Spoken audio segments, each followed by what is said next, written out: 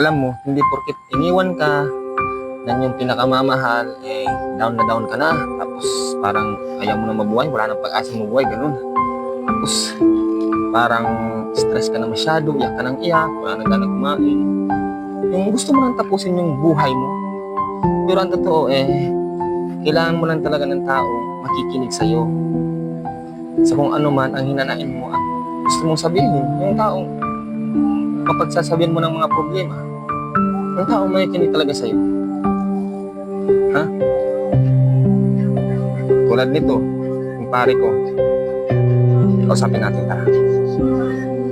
Pare, may problema sana ako eh. Gusto ko sana na makakausap. Pwede ka ba? Ha? Ano, pare? Nakasan mo? Hindi kita marinig eh. No? Ha? Ano nga? Ha? Mukha mo? Ano lang ito? Akin ka na nga. Ha?